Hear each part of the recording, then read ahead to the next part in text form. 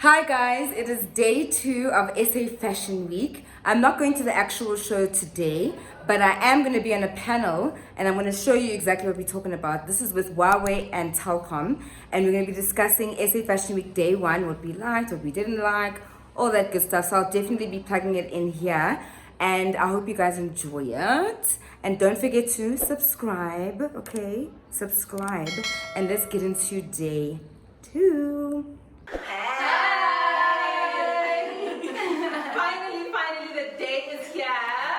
I hope you have your champagne on ready. I hope you've got no water. We're not doing water today. Oh, dang!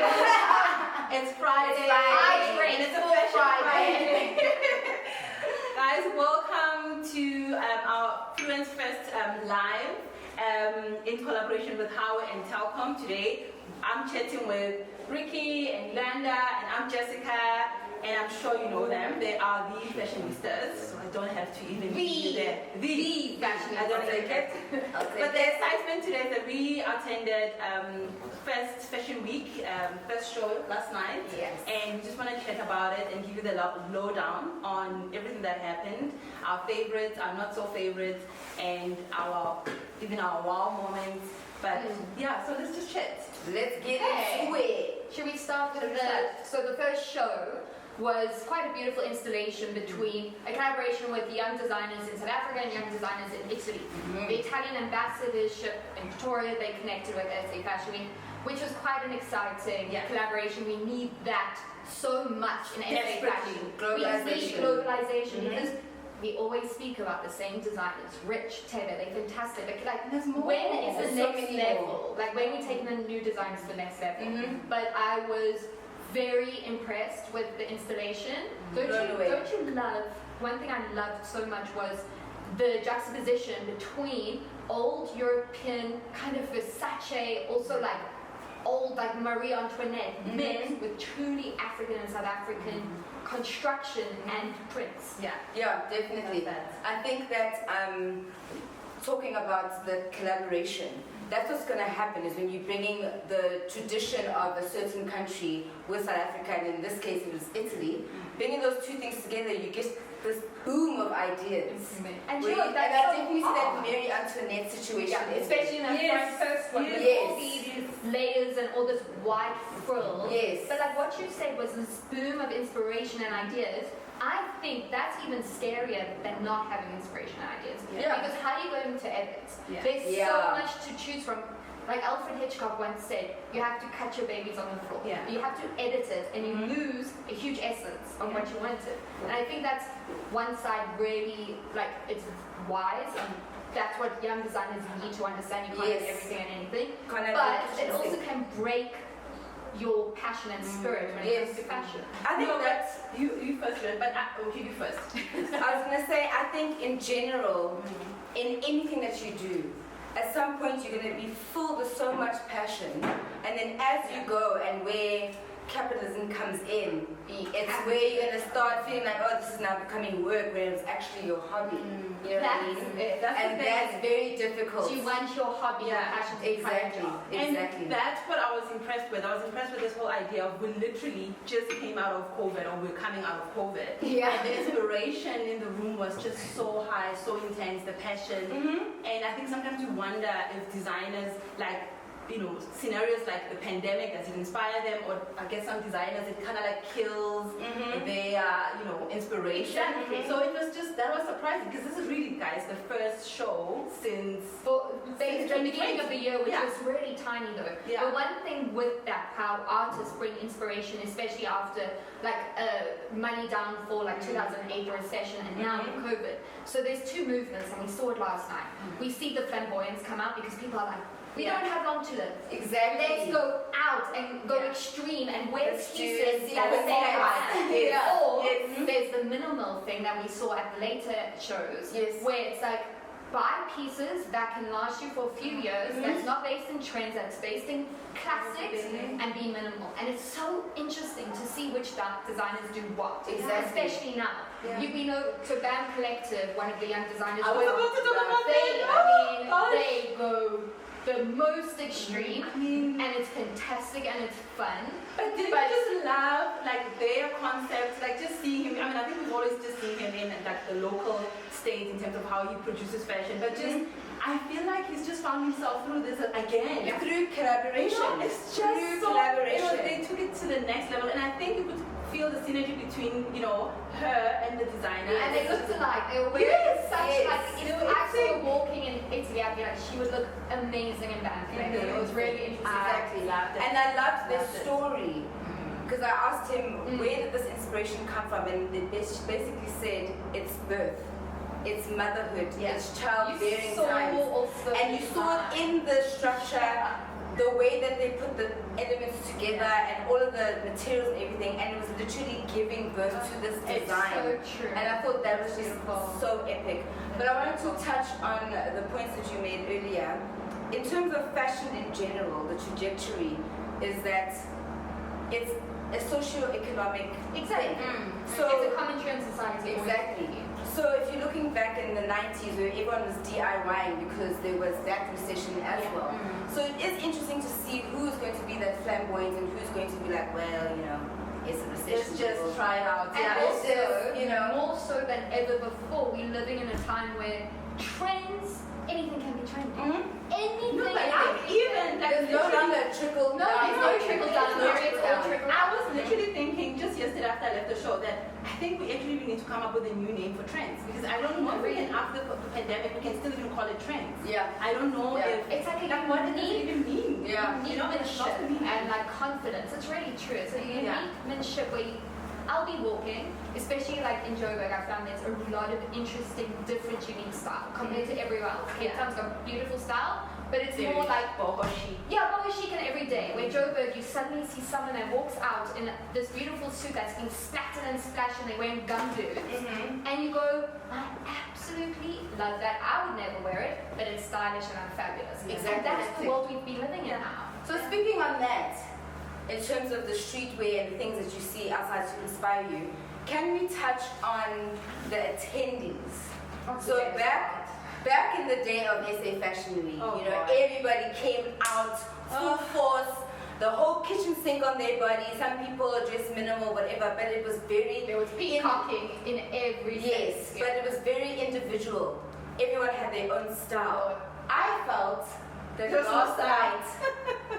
It was like very... you know what? No, but you know what? Loungewear. It's the dress code, but it's also the dress code. I'm not sure if you can actually put the dress code when you go to Fashion Week. That's the point of Fashion Week. So a part of me is like, okay, I agree. Back in the day for decades, Fashion Week was the height of fashion, was the height of haute couture and brands. And now, since loungewear and streetwear have come in, suddenly walking into a Fashion Week, into like the dopest sneakers and track pants and whatever, has taken, I don't know, I find it a little bit depressing, and every new Gen Z also is kind of looking the same. And I suddenly feel like those kids are looking up at like the older fashion bloggers who dress up, who want to stick out and want to wear something more formal, and they look at us and like, that's so old school. How we used to look at people covered in name brands as old school, and that kind of breaks my heart, because, so for me, fashion is, certain pieces will always stay in fashion. So like, let's talk about like pointy shoes or high heels. High heels are not trendy right now. Wearing high heels will always make a person feel good though. Just like sneakers are height of trend, but even when they weren't, they are comfortable, so people will always wear them. And that's what's been really interesting, is tracksuits and loungewear, because it's comfortable, now going to take over fashion, because that breaks my heart. We are not seeing we don't have haute couture in South Africa. We have great designers. Yes. But now these great designers are designing pieces I saw at Mr. Price. No, but also, okay, let me take you back as well. I just want to touch back on the issue about, you know, how, the question that you asked about how Fashion Week, how we don't dress up and everything. I feel like as fashion editors we used to dress up. I actually think, you guys are gonna hate me on this, I actually think it's the influencers who killed fashion. It's the influencers. Influencers who killed fashion. No, I just feel like I feel like fashion editors everywhere, whether it's Elle, whether it's Mary Claire in South Africa, they had money. all out. They had money, they got paid. We used to dress up. You had clothes to go in to pick out. Exactly. You guys had sourcing on another level. No, and what do you mean by kill fashion? Just like meaning exactly, and then nobody's dressing up. Everybody's just, I mean, killing fashion meaning Literally. we used to please don't get me. We used to dress up. We used to go all out. We wore plain outfits like Monday to Friday. Especially when we start on a Thursday, it will be literally just like New York. How they would do in New York on Fashion Week. Like, what are the editors wearing? And then influencers came in, and then which is fine. It's part of the movement. It's part of life.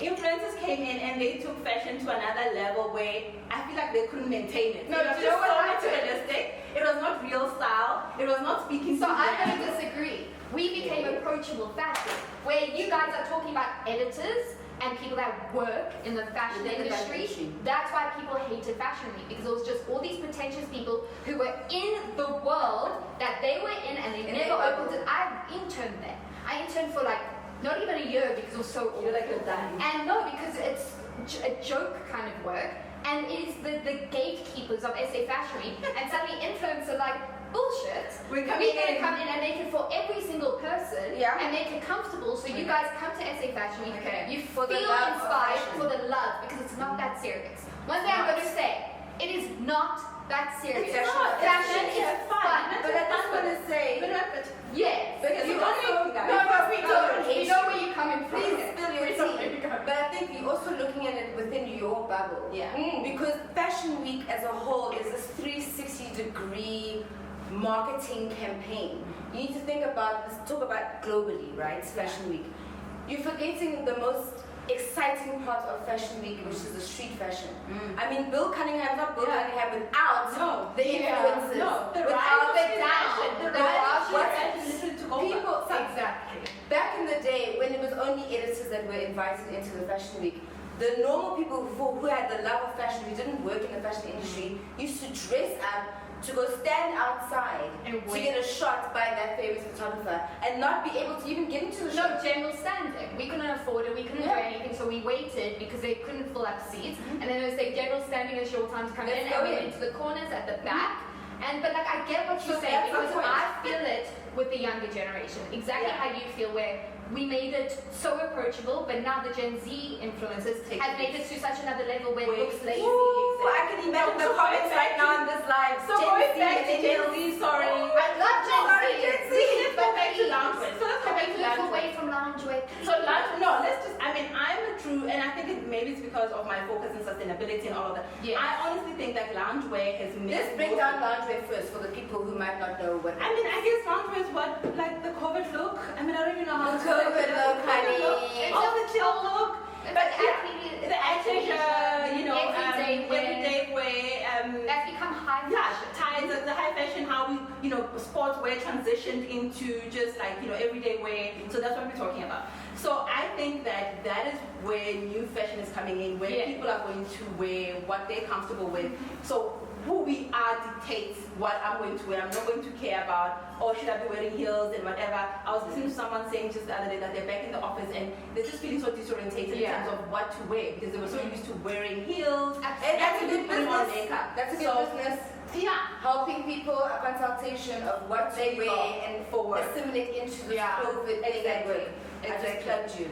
Somebody must pay you. So that's it. So I think loungewear will stay. I think that it's found a market. Of course, it's not exciting, but I think that it's just of course. Do you want to mean like, yes, it's not exciting, and it's just going to get bigger and bigger, and it just takes, for me, I live in loungewear. One thing I'm going to say is I really do. We all do. I don't want to go to Fashion Week in my whole week. I want to be able to dress up and not have people being like, why is she wearing that? That's like don't you feel like that is what drag, basically? That's what I'm drag about. It's costume. It's costume. So when you go out, put on the personality that you want to be. Fashion is a statement. It lets people be like, oh, this is who this person is. But guys, so now loungewear, and then that hoodie that's cropped like. And that is everywhere. And the tracksuit pants that we wore like the entire COVID. But anyway, my point is, I wanted to ask this question. But don't you feel that then fashion should be moving towards, let's make it fashion? Because then the point is, the whole idea about overconsumption, right? It's becoming a serious thing. And that's what I enjoyed about the installation show yesterday, seeing how they were using like recycled fabric and the intention of young designers understanding that we can't just make garments for the sake of making garments, and what are we going to do with the garments, like the end life of garment. So it becomes tricky because then we're coming out of COVID, people are looking forward to dressing up, but at the same time we have this global crisis. It's like, what do you do? Yeah, do we You buy start into for trends? yourself.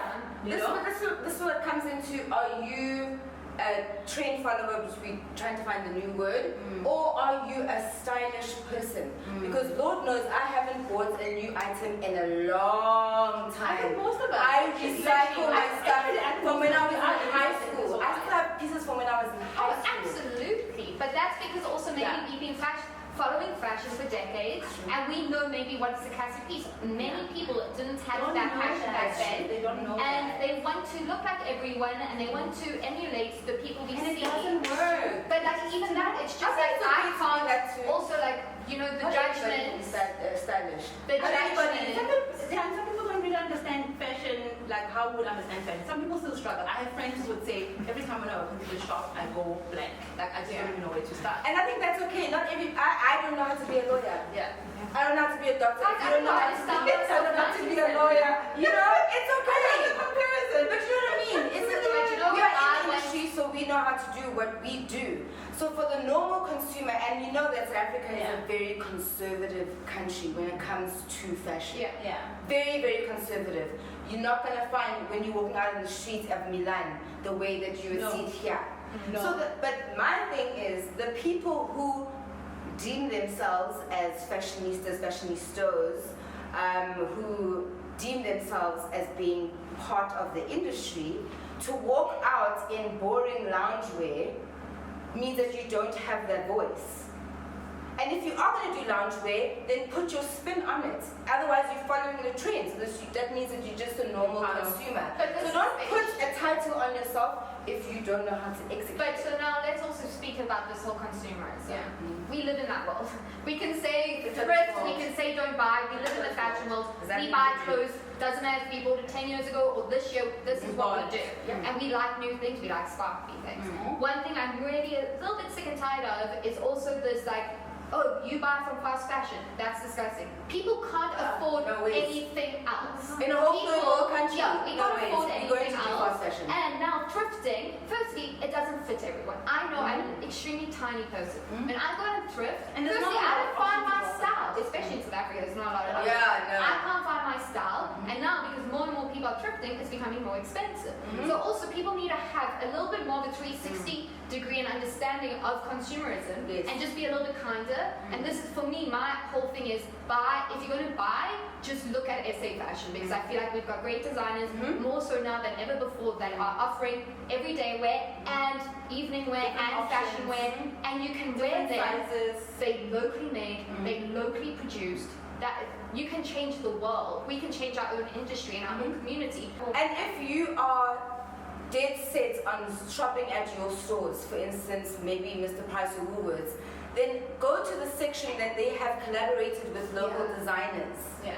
And go and shop within that section. I'm assuming it would be a little bit of a higher price point, but Mr. Price can't go from selling pieces at 100 Rand and then the local section is 1,000 Rand. Not They at will all. never do Yeah. that. So maybe just shifting. Instead of two tops, you take one top and you Exactly. can proudly be self-righteous Yeah. Exactly. and be like locally made. Also But that's something. fine. So I want you to just comment about that. I just wanna Because you're comment, a yes. sustainable. Yes. I just want to, I want us to talk about like the trends for people who want to know what to wear for summer and everything. But just in closing, I will maybe comment on that. I think what people don't realize is the fact that Africa has always been sustainable. We've been sustainable, you know? Speak on it.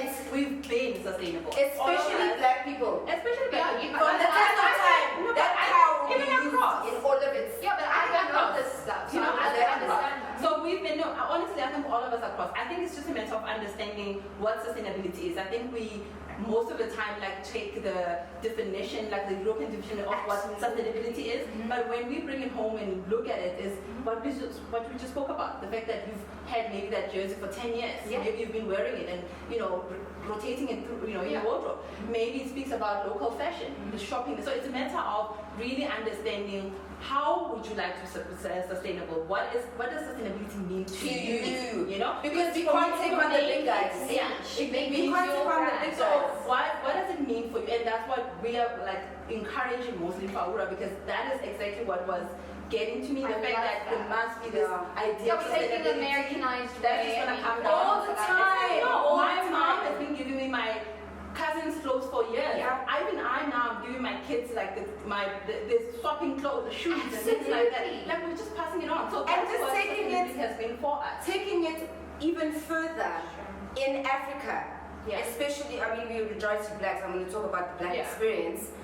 Just looking at the tire shoe, Yeah. I'm putting the tire shoe here for everybody to understand. The tire shoe, that is a fashion, that's a fashion It's a piece. thing, It's yeah. a fashion piece.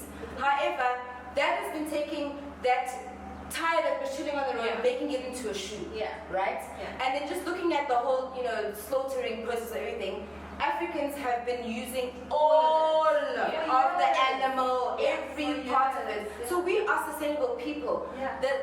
The part that is not sustainable came in with outsiders. What do they call it in Black Panther? What do they call it? The colonizer. The colonizer. The colonizer came through with this and how the situation is on the world in the ozone layer. Exactly. So you can't look to us to say that we are not being sustainable. We've been sustainable. We understand the meaning of sharing. We understand the meaning of finding options. Because not all of us can afford certain things. We understand the meaning of supporting local, and we've been. I'm thinking about proud South African. I think I heard about that since I was in high school. For years, Local So I think it's a matter of we always say like sustainability is not sustainable. Then if it's not sustainable for you, so whatever it is that it needs to be. You also need to be. It needs to be sustainable in your life. It's well and good for me to want to wear local, but maybe I'm better off swapping and wearing Exactly. It's stuff a with my friends. inferiority complex Yeah. that South Africans were either born with or it was put onto us since globalization and the internet, where suddenly all our traditions and all our norms have become lesser than. Yeah. And Yes. our parents, We look when our down on parents that. did, Yes. we're like, we globalized, we're Yes. 2021. So let's stop with that and look back and look back and respect and bring that tradition to 2021 instead of poo-pooing it. But one thing I want to bring up is Trends. okay, so trends, but also like stuff at Fashion Week, definitely Yes. trends. So Fashion Week, the third show, well, we had the installation. Yeah. Oh, sorry. The Yeah, the two. second Okay, so show. you start first with your favorite. Tell us Yeah. your The favorite. show when So- the models walk down the runway, not the installation. So Amanda Cherry literally made me quite emotional just because we were seeing pretty young designers' names. OG. And she's an OG. OG. And Brendan, who was the designer, it was one of the first moments where I was like, I feel emotional to see such beautiful work. But Almost brought quickly- you to tears. yes, That's the thing about quickly fashion. was Nail, a great designer where there were some really fun pieces. There was the chaps, the like very athleisure. Neon color, But there was one loungewear. there was one look that was really bright and colorful. I love color, but contrary to what I'm wearing, he had his name. And I want to speak about names, name branding. Okay. It is an extremely classist movement. It is a dying movement, and I always want to tell people, you got to buy Gucci. If you can afford Gucci, if you can afford Dolce & Gabbana, do it, guys.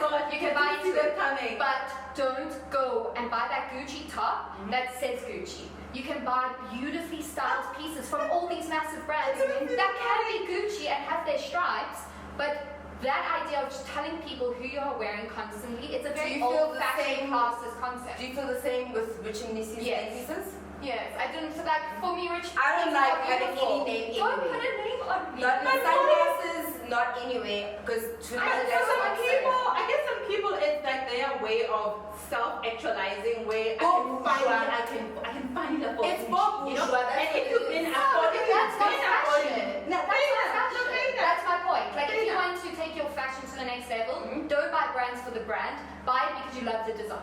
But Buy it that because goes it speaks back. to you. But that goes back to what I was saying. Is that not everybody is in the fashion industry and in the passion of fashion. Some people are just wearing clothes because that's what they do. No, but guys, also we need to agree. It is ugly. No, I will say that it's ugly. But She said it. no, I said it. I'm sorry. But putting name. Let's agree on this. Okay, but let's agree on this. I think out there. You know, we would be what we call the elite in fashion. Yes, like because we understand it, we get it. We find we find combination very easy to you just pull something and you just wear it. I think for people who are just discovering themselves, it's like a way, like steps. You know, the same way when we're teenagers, we used to wear what I used to wear today. But what I'm wearing when today. we were teenagers, we didn't have the internet and influence. No, so if you're going to follow people and like, let's say you didn't understand fashion and now you're watching something like this, thank you, and you just want to get like a little bit of an insight because you know that one Monday outfit you always wear, you're not mad about what do I need to do to change it up. And if you're looking to buy brands and you want that brand to last because it's expensive, don't buy brands that have their name everywhere because that is such a trend that comes in and out because each year the brand is updating because that's what they have to do as a brand and an international brand and they do a collaboration and then suddenly people are like, oh, that is so Gucci 2016. Yeah. You don't want that because now we're speaking about sustainability. Okay, so your closing. My closing is very proud of SA Fashion Week. Thank you for coming back because I've missed it greatly. Amanda Cherry is an OG, is a hero, and I love her work. I feel emotional. And you know what? I keep messing everyone badly, and I feel so emotional about this stuff. And Rachel was do that. And anyway, young designers, super excited. That's what you make me proud to be in this industry. Yeah. So for me, the second show where the models actually walked, a lot of everyone before Amanda Cherry was, for me, for my style, was quite boring. When I go to Fashion Week, I'm always the one that will be brought to tears by something that moves me, even if I don't even like it. But if it has some kind of something, if it's showing me something, who you are, if the clothes are pulsating, then I'm proud of you. But the first show was all white, long shirts with the long pants underneath. It was quite boring. I like the t-shirt that was linen though, sorry. But that you have to zoom in with your eye to do that. But in terms of the styling and everything and putting on a show, especially the first show, after a while, it was a little bit boring for me. But kudos to you for actually doing it. Again, Amanda Cherry, she's actually not even one of my favorites from the past fashion weeks. But that collection was amazing. The textiles, the structure, the silhouettes, the playing with different proportions, the hats. The styling from head to toe was international, it was global, it was amazing, and I commend you and thank you for changing me into a Amanda Cherry fan. And thank you for bringing your menswear too. Yeah, always. In closing, again, thank you SA Fashion Week for bringing it back safely. We felt safe. I think I felt safe definitely in terms of COVID. You guys made us feel comfortable, happy, welcomed, and I cannot wait for men's tomorrow. And from me, I just wanted to say that we need to remember that Africa is sustainable. We've been sustainable. It's just a matter of defining for ourselves personally what sustainability means, because obviously I think finally the movement is getting louder and louder, but sustainability has been around for years. So take time to really understand what does it mean to you. Otherwise it's going to be just like another fashion trend that is just going to take you by storm.